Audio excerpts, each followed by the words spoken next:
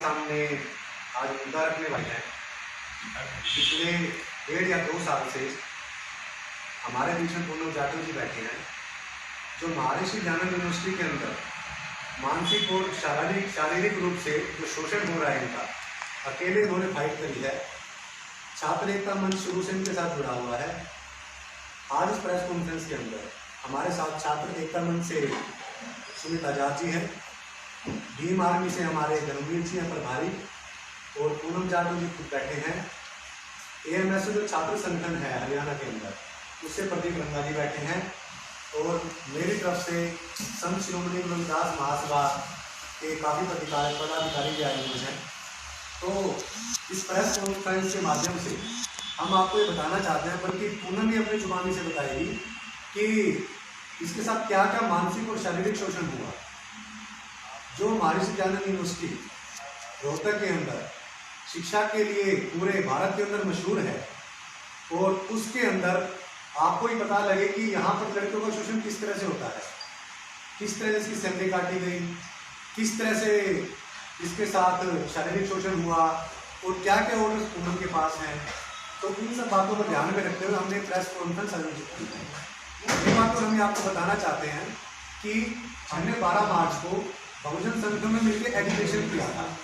Maharshi Dayanand university के जो प्रशासनिक अधिकारी हैं, उसमें डीन साहब आए थे, खुद उन्होंने हमसे 5 या 6 दिन का वक्त मांगा था, और परसों हम SP साहब से DSP साहब से मिले हैं। उन्होंने भी हमसे 4 या 5 दिन का आश्वासन मांगा है कि हम इस मामले में कार्रवाई करेंगे। तो पूनम जाटव जी आपको शुरू से लेकर आज तक बताएंगे इन्होंने क्या क्या संघर्ष किया और क्या क्या इन्होंने अब तक सहा है। तो पूनम जाटव जी बताइए प्लीज।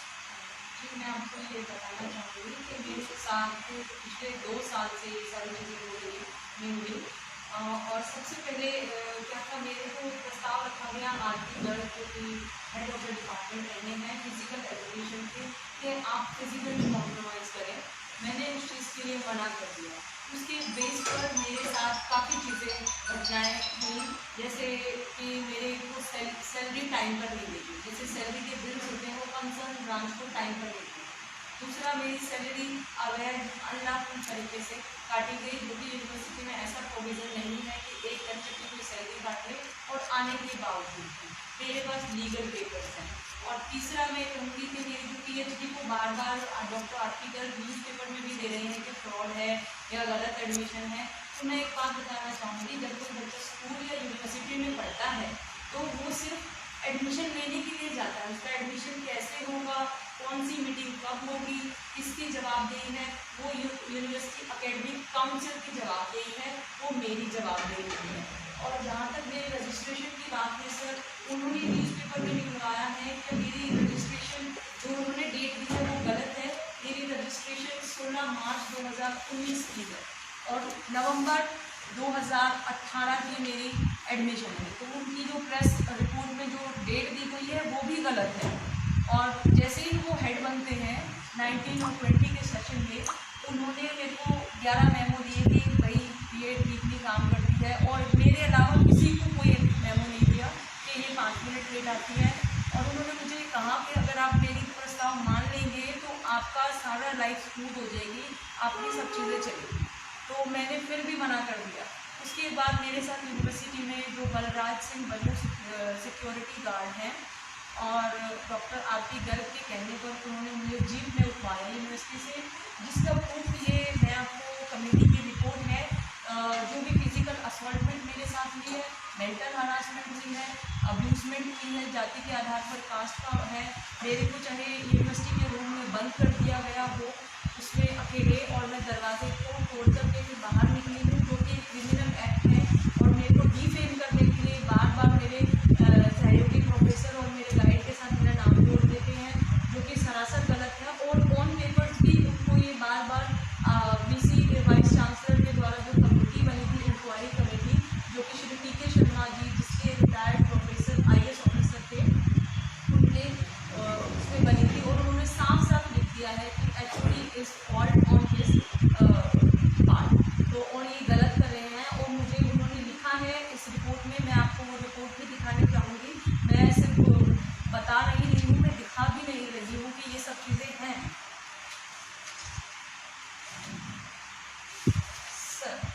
ये रिपोर्ट है इंक्वायरी कमेटी की,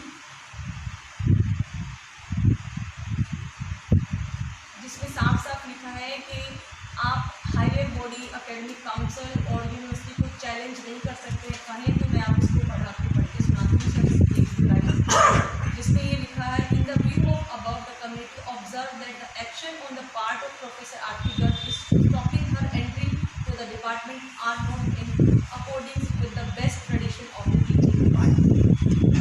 देन सर इसके बाद है, this act of using physical force by security guard was totally wrong. कि ये हुआ है, मैं झूठ नहीं बोल रही हूँ। Moreover the act of security guard forcefully carrying miss Poonam in university vehicle 30 तारीख को जून को 2020 and dropping her out of gate number 3 is also not justified on any grounds. No responsible explanation has been given by Shri Balraj, Chief Security Officer. Hence, the committee observes that action of the security staff in dealing with Ms. Poonam were not justified and responsible. और sir एक और line है, he is HOD के बारे में है, he is obsessed with the admission that he is not prepared to accept the action of the highest academic body, then of university each and every academic council. फिर last में वो है, the must have caused mental harassment as this action threatened the career of the complainants. और sir the committee is the view that this no disciplinary action is required to taken against Ms. Poonam as demanded by Professor R.P. Garg. ये सारी sir चीज़ें यहाँ पर clear है। The committee also observed that Professor R.P. Garg has no longer standing to raise issue regarding admission of Ms. Poonam PhD course as never attend the meeting of departmental committee. जब किसी व्यक्ति ने कोई DC में आप उनको बुला रहे हो, डिपार्टमेंटल कमेटी होती है जिसका वो बार बार न्यूज़पेपर में जिक्र करते हैं, जब आपने कोई कमेटी अटेंड ही नहीं करी है, आपको बुलाया गया है, तो आप कोई इशू रेज नहीं कर सकते हैं। Then the raising of issue of admission after taking over the head shows his wiseness and projected attitude towards miss. Sir ये मैंने आपको DC द्वारा जो हमारी कमेटी दिखाई गई उसकी रिपोर्ट दिखाई, ये देख लीजिए सर, IAS ऑफिसर। मैं यही कहूँगी कि मेरे को डीफेम करा जा रहा है, बदनाम किया जा रहा है बिना वजह मेरे प्रोफेसर गाइड के साथ या इस तरीके से। और असलियत ये है, हम सभी भी स्कूल और कॉलेज से पढ़ कर के आए हैं, हम सब जानते हैं हमारा काम एडमिशन लेना होता है, एग्ज़ाम किस प्रकार से होंगे, रिजल्ट किस प्रकार से आएगा, ये हायर बॉडी डिसाइड करती है, स्टूडेंट डिसाइड नहीं करता है। और तीसरी चीज़ें मैं ये दिखाऊँगी सर, ये हाई कोर्ट के ऑर्डर है मेरे पास, जिसमें मुझे इन्होंने ज्वाइन नहीं कराया है। डॉक्टर आरती गर्ग ने इसमें साफ साफ लिखा है यहाँ पे कि पूनम को in the mean time petitioner will continue to work and they will not replace any other person. मेरे साथ किसी को रिप्लेस नहीं कर सकते हैं और मुझे ज्वाइनिंग दी जाए सर। ये हाई कोर्ट के ऑर्डर हैं, चंडीगढ़ हाई कोर्ट के, तो ये देखिए ओरिजिनल है सर। और फिर भी और एक चीज़ कहूँगी, वर्कलोड के बारे में बार बार फाइल करा जाता है, फिर भी मेरी 4 हियरिंग हो चुकी है, उन 4 हियरिंग में ये आया है कि आप इसको काम दें, हमने वर्कलोड के बारे में नहीं लिखा। तो जब वर्कलोड की बात आती है तो वर्कलोड भी है हमारे पास सर, क्योंकि वर्कलोड में सर इन्होंने क्या किया है, संस्कृत डिपार्टमेंट को आपने कार्यभार दे दिया है।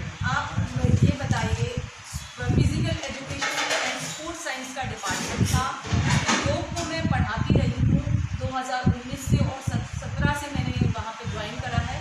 तो ये देखिए टाइम टेबल, ये संस्कृत के टीचर योग को पढ़ा रहे हैं। क्या मैं आप स्पोर्ट्स के टीचर साइंस या बॉटनी को पढ़ा सकते हैं? मैं आप सब पढ़े लिखे हैं और इसीलिए आपसे एक प्रश्न करना चाहती हूँ, क्या कोई लैंग्वेज का टीचर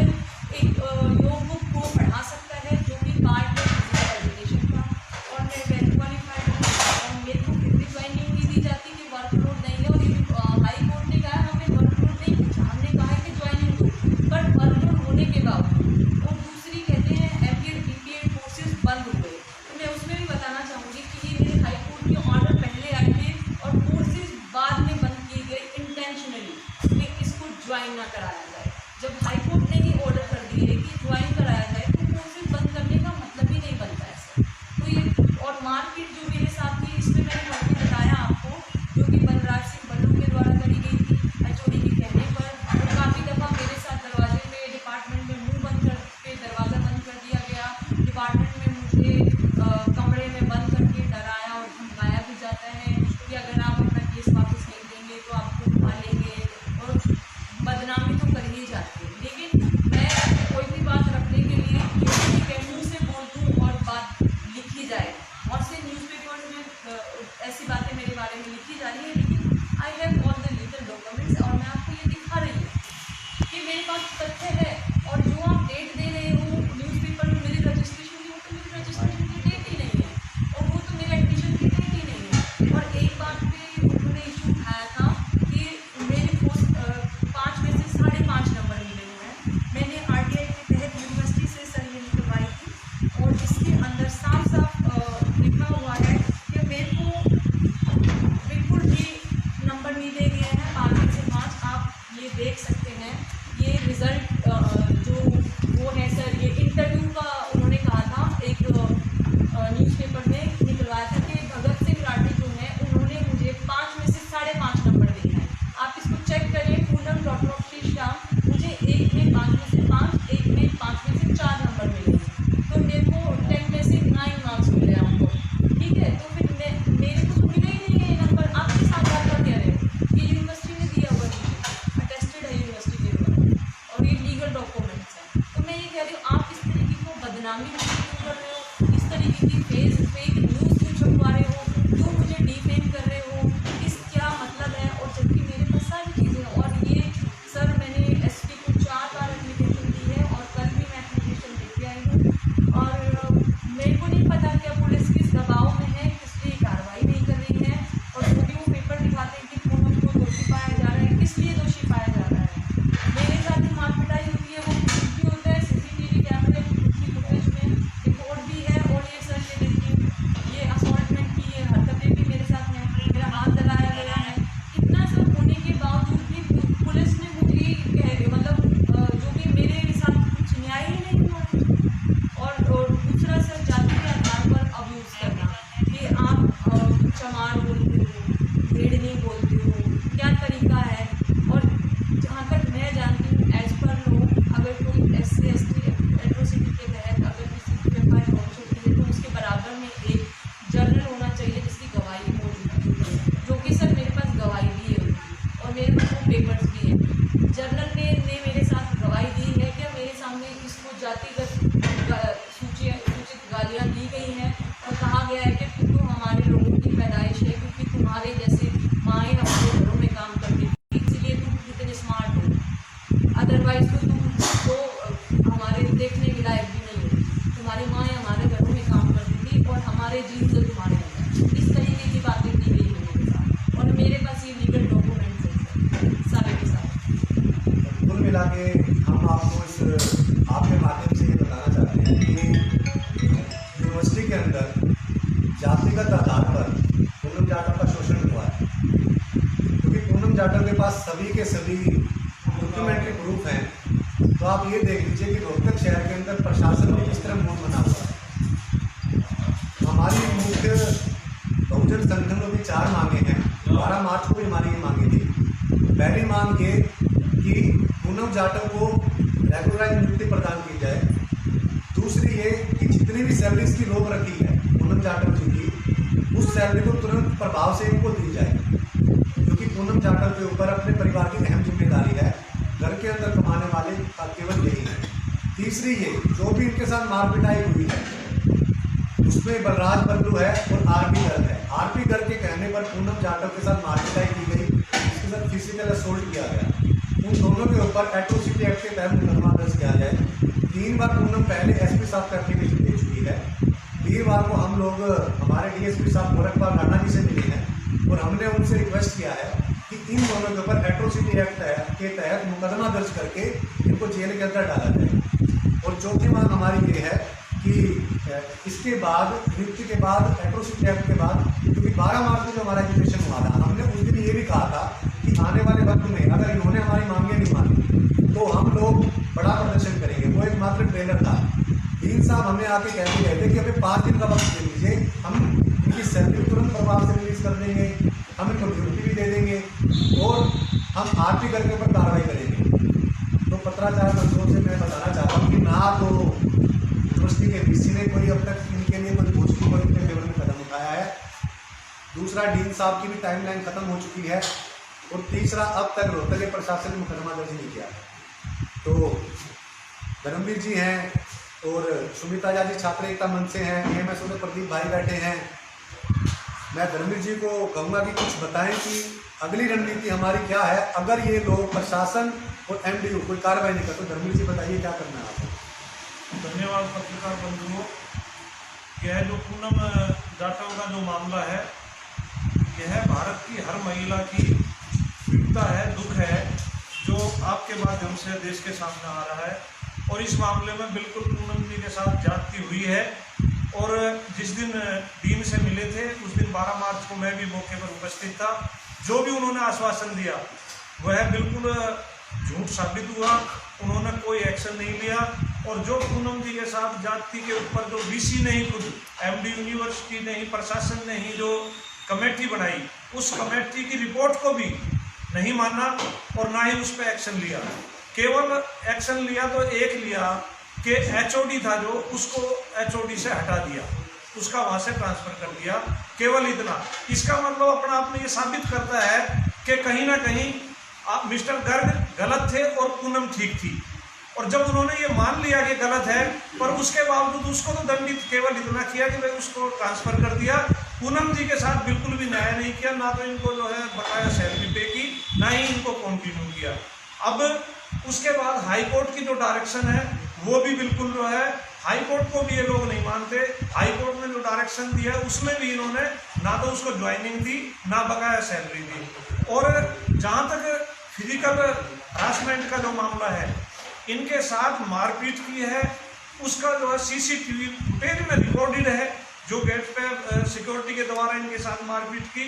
और ये हद है कि एक असिस्टेंट प्रोफेसर के साथ, एक पीएचडी स्कॉलर के साथ मारपीट करना, उसको गेट से भगा करके खचेट करना, खींच करके जो है बाहर फेंक देना, ये अपना आप में बहुत बड़ा अपराध है। और ये पूरी महिलाओं के, भारत की महिलाओं के साथ जो है अत्याचार है, भेदभाव है, और उसमें भी कोई कार्रवाई ना करना, ये जो एमडी यूनिवर्सिटी का जो प्रशासन है और जो रोहतक का पुलिस प्रशासन है, जो डीएम है, ये सरासर उनकी भी अनदेखी है। और इस मामले में कहीं ना कहीं पूरी तरह से एसपी रोहतक और वीसी एमडी यूनिवर्सिटी ये पूरी तरह से इन्वॉल्व हैं। अगर तो इन्वॉल्व नहीं होते, अगर तो ये दबाव में नहीं होते, तो कम से कम अपनी बात पे, अपने द्वारा कमेटी जो बनाई गई है उसकी जांच पर जो रिपोर्ट आई है उस पर तो कार्रवाई करते ही करते।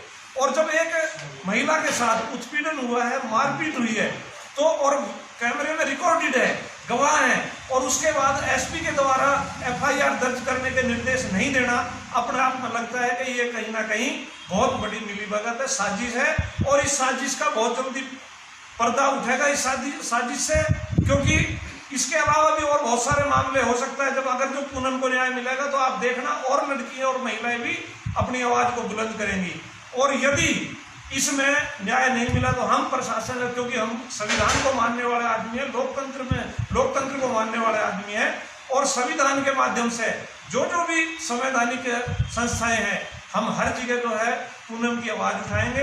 भीम आर्मी भारत एकता मिशन सभी संगठनों को साथ लेकर के, चाहे वो राष्ट्रीय मानव आयोग हो, चाहे वो जो है महिला आयोग हो, चाहे वो और जो भी माध्यम हो, चाहे वो हाई कोर्ट हो, हम हर जगह इसकी आवाज उठाएंगे और सभी को साथ लेकर के जो भी इसको न्याय दिलाने का काम करेंगे। उसके लिए हमने जो है एक डेट निश्चित की है कि 31 मार्च तक अगर जो पूनम को न्याय मिल जाता है, यदि जो पूनम को अत्याचार करने वाले जो लोग हैं उनको दंडित किया जाता है तो इसको रोक दिया जाएगा।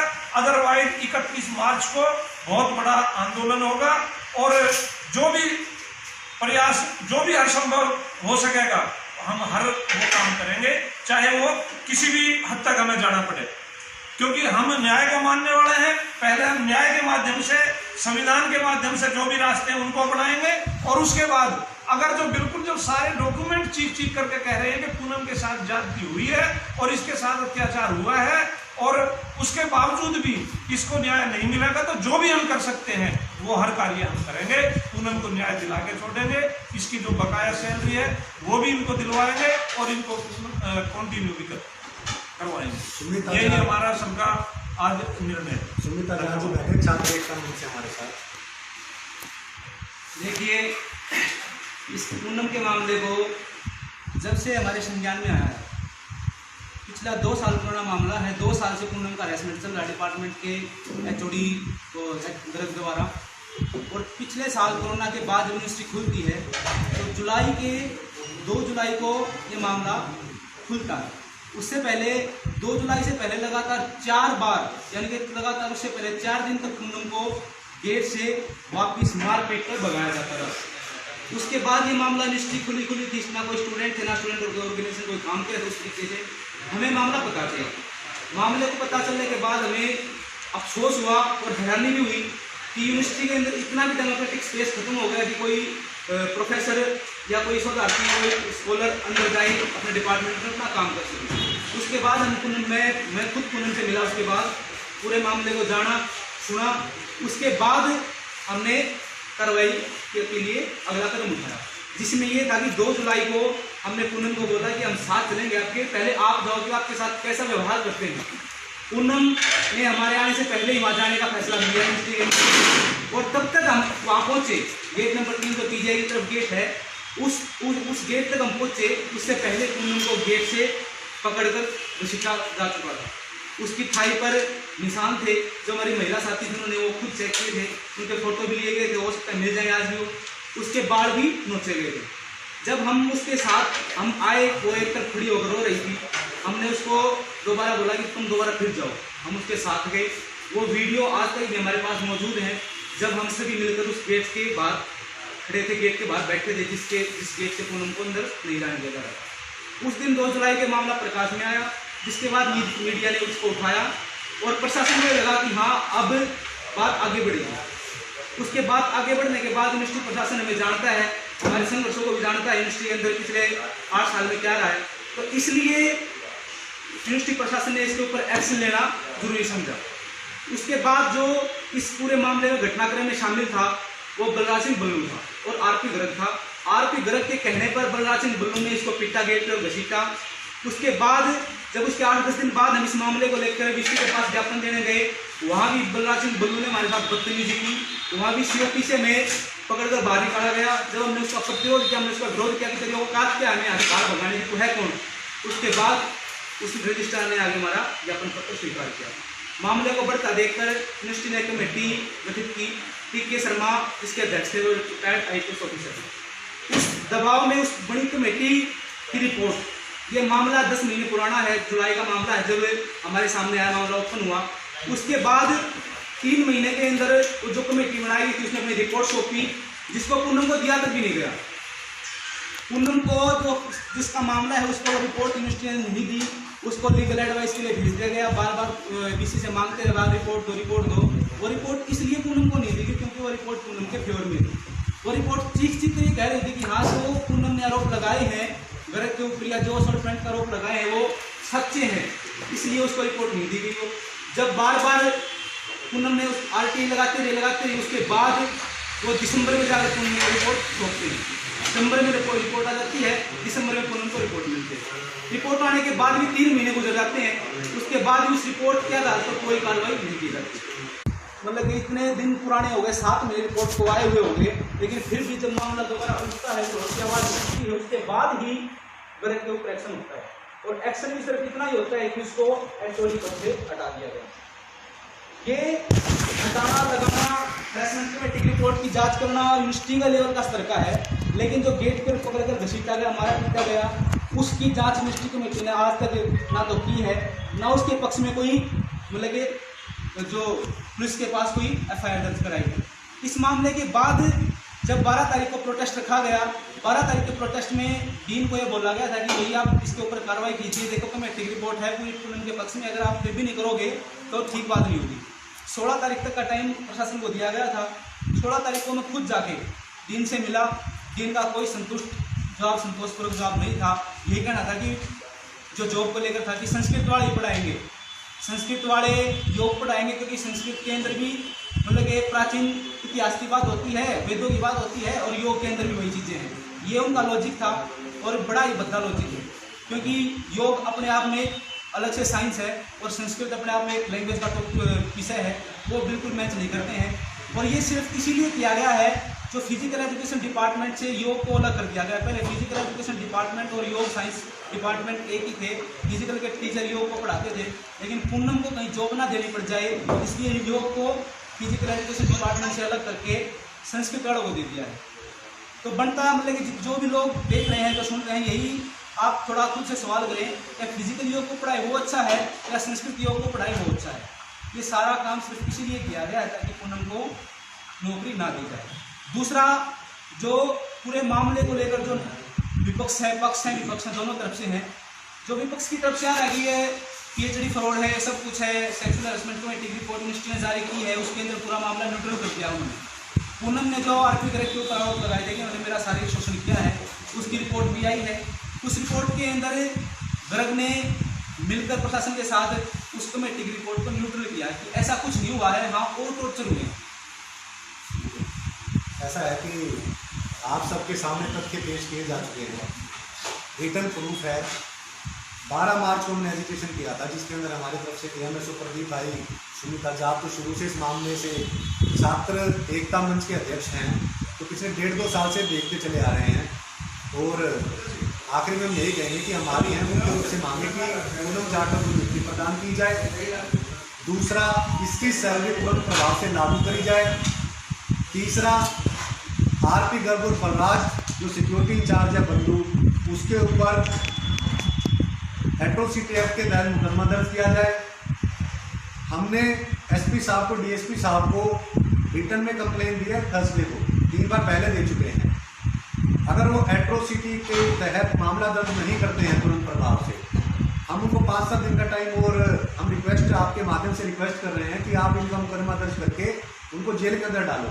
अगर ये सब कुछ नहीं होता है तो आपके माध्यम से हम बता रहे हैं, हम लोग सड़कों पर उतरने पर मजबूर होंगे, रोहतक शहर को बंद करेंगे, MDU प्रशासन पे ताला लगाएंगे, और इसकी पूर्ण रूप से जिम्मेदारी रोहतक के प्रशासन की और MDU के प्रशासनिक अधिकारियों की होगी, जिन लोगों ने पूनम जाटव का मानसिक और शारीरिक रूप से शोषण किया है। इतने इस शहर के अंदर आप ये देखिए, हाई कोर्ट के ऑर्डर होने के बावजूद यहाँ पर कोई रूल एंड रेगुलेशन ही नहीं है। आज पूनम जाटव आगे आई है, इसलिए इतना सब इसको सहन करना पड़ रहा है। हमारे पास आपको बता दें, कुछ छोड़ लड़कियों के भी सबूत आ चुके हैं। MDU के जो अधिकारी ये जो शारीरिक शोषण कर रहे हैं, मानसिक शोषण कर रहे हैं, आने वाले वक्त में उसको भी उजागर करेंगे। एक बार इनकी नियुक्ति, अभी की सैलरी और उनके ऊपर एट्रोसिटी का पर्चा दर्ज हो जाए, उसके बाद हम करेंगे। और 31 मार्च, अगर 30 तारीख तक रोहतक का प्रशासन और MDU जो आरोप पूनम जाटव ने लगाए हैं, इन सब पर कोई समाधान नहीं करता है, तो हम आपके माध्यम से दोबारा बताना चाहते हैं, 31 मार्च को यहाँ पर भीड़ जमा होगी रोहतक शहर के अंदर, और इसका पूर्ण रूप से जिम्मेदार MDU प्रशासन होगा और रोहतक प्रशासन होगा। अगर आपको कोई सवाल पूछना है तो पूनम जाटव जी से पूछ सकते हैं, या किसी तरह का और भी सवाल।